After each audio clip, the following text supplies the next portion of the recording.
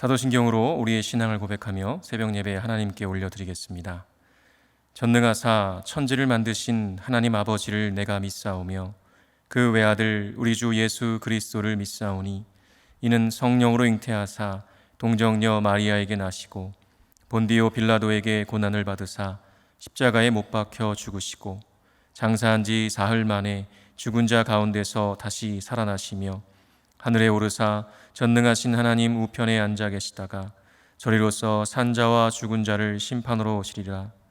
성령을 믿사오며 거룩한 공예와 성도가 서로 교통하는 것과 죄를 사하여 주시는 것과 몸이 다시 사는 것과 영원히 사는 것을 믿사옵나이다.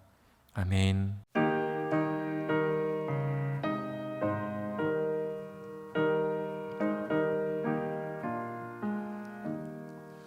주와 같이 길 가는 것 즐거운 일 아닌가.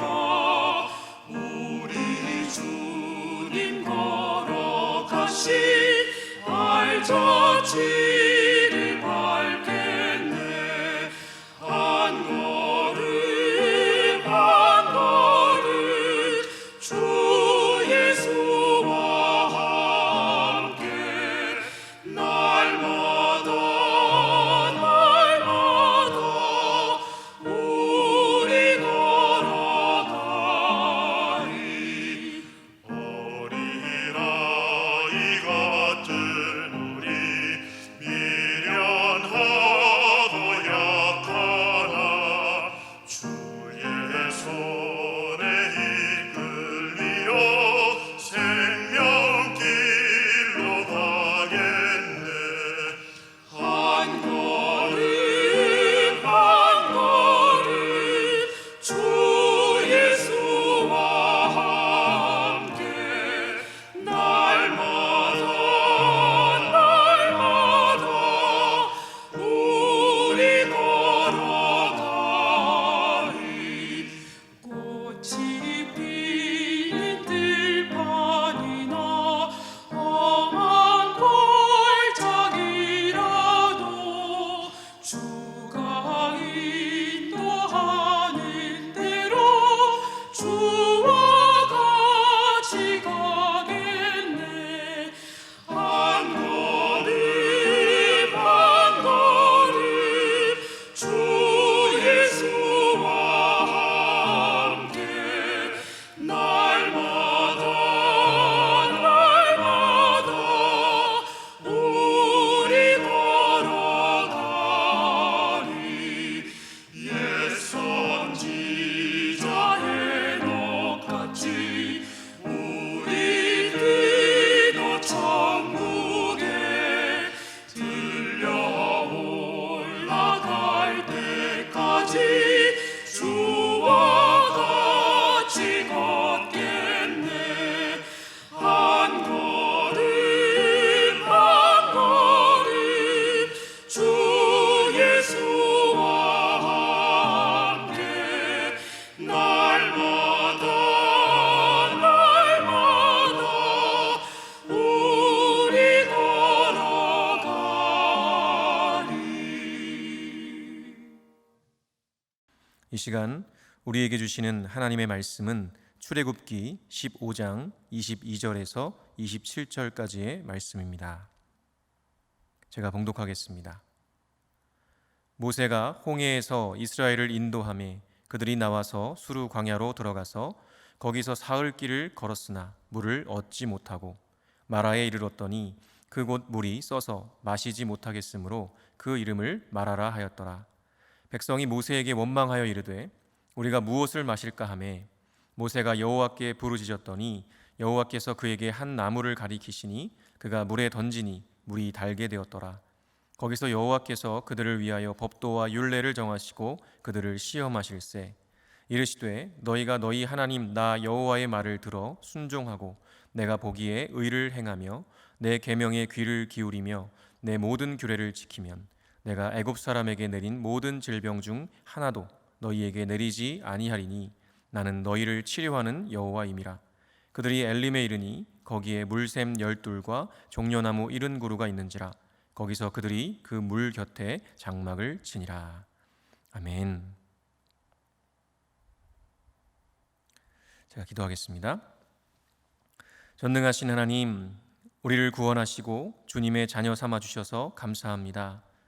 그 구원의 은혜를 체험하여 알면서도 주님의 말씀을 가까이 하며 순종하지 못하고 때때로 나태해지기도 하고 불순종할 때도 있음을 고백합니다.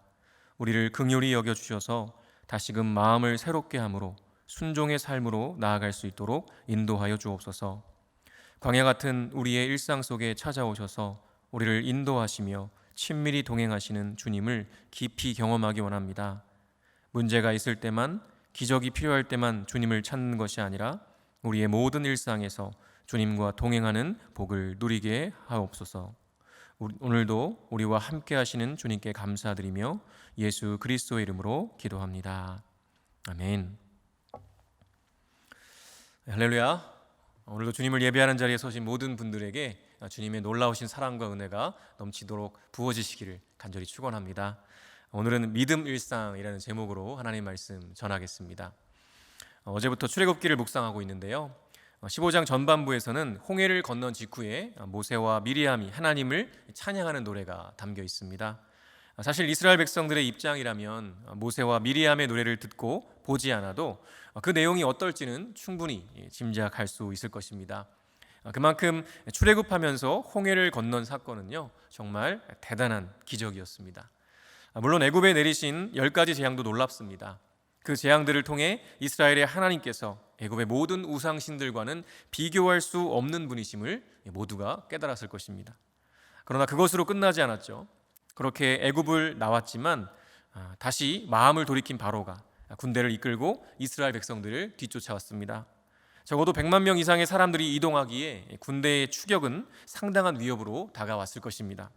그리고 그때 막막하게도 이스라엘 백성들의 앞을 가로막은 것은 바로 홍해 바다였죠. 정말 앞뒤가 꽉 막힌 채로 다 죽게 생긴 상황에 몰리게 된 것입니다. 이러한 상황에서 백성들은 이 자연스레 두려움을 느꼈고요, 모세를 원망했습니다. 그때 하나님께서 이미 계획하신 대로 홍해를 가르시고 백성들을 건너게 하시죠. 그리고 뒤쫓아 들어온 애굽의 군대를 다시 홍해 바다에 수장시켜 버리십니다. 이 모든 과정을 함께했던 이스라엘 백성들의 모습이 어땠을까요? 정말 엄청난 환호와 하나님을 향한 찬양이 절로 나왔을 것입니다. 10가지 재앙과는 또 다른 의미에서 이스라엘 백성들을 구원하신 하나님의 능력을 체험하는 기적이었으니 얼마나 기뻤을까요? 그 순간의 축제의 분위기가 바로 15장 전반부에서 모세와 미리암의 노래로 기록되었던 것이죠. 그리고 이러한 기쁨의 축제에 이어지는 내용이 바로 오늘 함께 읽은 본문인데요. 이전의 축제의 분위기가 또 정반대로 바뀌게 됩니다. 22절과 23절에 이렇게 기록합니다. 모세가 홍해에서 이스라엘을 인도하매 그들이 나와서 수르 광야로 들어가서 거기서 사흘 길을 걸었으나 물을 얻지 못하고 마라에 이르렀더니 그곳 물이 써서 마시지 못하겠으므로 그 이름을 마라라 하였더라. 네. 홍해를 건너는 과정에서 능력의 하나님을 경험하여 믿었던 이스라엘 백성들이 이제 모세와 함께 다시 광야길을 갑니다. 그런데요, 비옥했던 애굽 땅을 떠나서 이 광야길로 들어오고 보니 뭐가 가장 힘들었을까요? 일단 먹을 양식의 문제가 가장 걸리겠죠. 그래도 애굽을 떠나온 지 얼마 되지 않았기 때문에 가지고 왔던 먹을 음식들은 남아 있었던 것 같습니다. 그런데 사흘길을 걷는 동안에 물은요, 이미 바닥을 드러내고 말았습니다.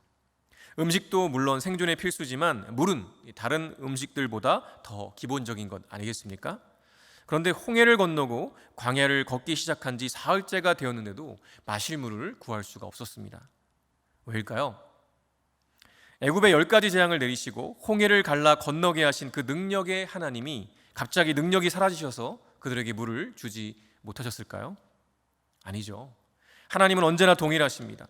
그분은 지금도 여전히 능력의 하나님이시죠. 변함이 없으신 분이십니다. 다만 지금 이스라엘 백성들이 걷고 있는 곳이 바로 광야이기 때문이었죠. 광야가 어떤 곳입니까? 먹을 것도 먹을 물도 거의 없고요, 한낮의 뜨거운 태양과 또 한밤의 추위가 맹위를 떨치는 곳이 바로 광야였습니다. 그런 광야에 마실 물이 널려 있었을까요? 만일 그렇다면 그것은 광야가 아닐 겁니다. 지금 이스라엘 백성들은 바로 그 광야에 있다는 것이죠. 그렇습니다. 이스라엘 백성들이 사흘 길을 가도 마실 물을 찾을 수 없었던 것은 하나님이 능력이 없으신 것이 아니라 그곳이 광야였기 때문이었습니다. 이스라엘 백성들은 아마도 며칠 전에 있었던 이 출애굽과 홍해 사건을 경험하면서 이제 모든 것이 다 끝났다고 생각했을 수도 있습니다. 우리 선조들의 하나님이 우리를 찾아오셔서 초강대국 애굽마저 이기시고 우리를 인도하신다. 봐라, 바다도 가르시는 능력 있으신 분이 바로 우리 하나님이시다. 그러니 이제 우리의 인생길은 꽃길일 것이다. 이렇게 말이죠. 그래서 그렇게 홍해를 가르시고 자신들을 구원하신 하나님을 있는 힘껏 찬양하며 노래했던 것이죠. 그런데요, 그렇게 들떠서 하나님을 찬양하고 자신들의 앞에 펼쳐질 나날이 꽃길일 것으로 기대했던 그 기대가 여지없이 무너지고 말았던 것이죠. 사흘 길을 가는 동안 마실 물을 찾을 수가 없었습니다. 그리고 사흘 만에 드디어 물을 만났는데요, 그 물은 어떤 물이었습니까? 네, 쓴 물이었습니다. 그래서 도저히 먹을 수가 없었죠. 그래서 그 이름을 쓴 것이라는 의미의 마라라고 지어버렸습니다. 사흘 만에 만난 오아시스에 다들 환호했는데 그마저도 쓴 물이었으니 그 실망이 이루 말할 수 없었을 것입니다. 그리고 그런 상황을 견디지 못한 백성들이 모세에게 원망을 쏟아놓는데요, 24절에 이렇게 기록합니다. 백성이 모세에게 원망하여 이르되 우리가 무엇을 마실까 하매. 다시 말해서, 이봐 모세, 이대로 목이 타들어가 죽게 하려고 우리를 애굽에서 끌고 나온 거냐? 그럼 이제 우린 뭘 마시냐? 이렇게 우리를 다 죽일 작정이냐? 라는 것이죠. 이대로 가다가는 죽게 생겼으니 원망과 불평이 쏟아진 것입니다. 충분히 이해가 되는 상황이기는 합니다. 그리고 이러한 백성들의 원망을 들은 지도자 모세는 또 어땠을까요? 아마 여러분도 누군가에게 불평과 원망을 들어보셨을 텐데요, 어떠시던가요? 네, 지금도 생각만 해도 이렇게 막 속에서 막 올라오는 것 같지 않습니까? 모세도 같은 마음이었을 것입니다. 그런 상황에서 모세가 선택한 방법은 바로 하나님께 부르짖는 것이었습니다.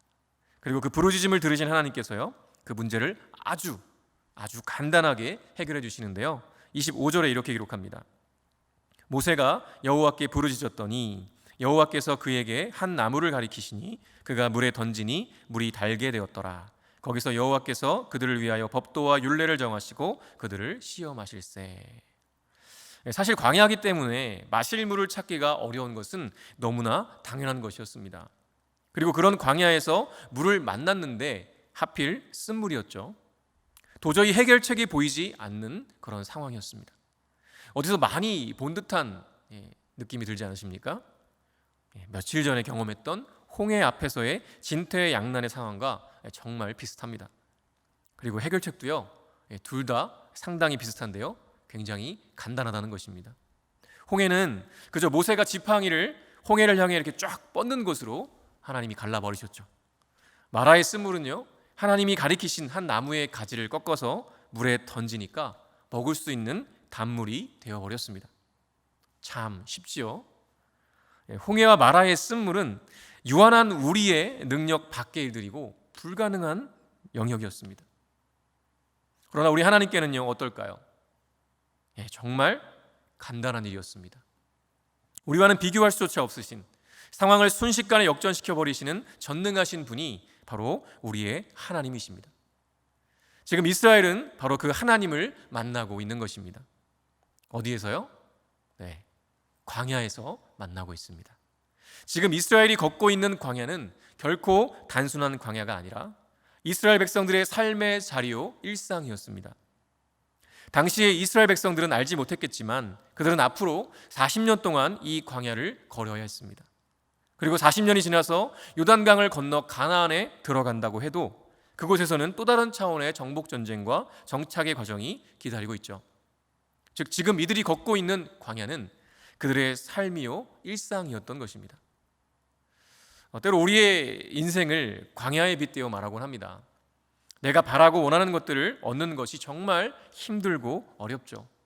좀 편하게 살고 싶어도 생각지도 못했던 일들이 연이어 몰려오는 것이 우리 인생이죠.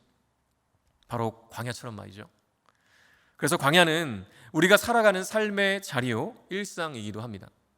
그리고 이스라엘 백성들처럼 그 일상을 살아가면서 우리는 하나님을 만나게 되죠. 그것이 바로 신앙의 신비이기도 합니다. 그런데요, 25절 후반절에 보니까 그렇게 하나님을 만나고 있는 광야의 일상 속에서 하나님께서 이스라엘을 위해 이 법도와 율례를 정하시고 시험하셨다는 내용이 나옵니다. 이것은 무슨 의미일까요? 26절에 보니까 이렇게 기록해요.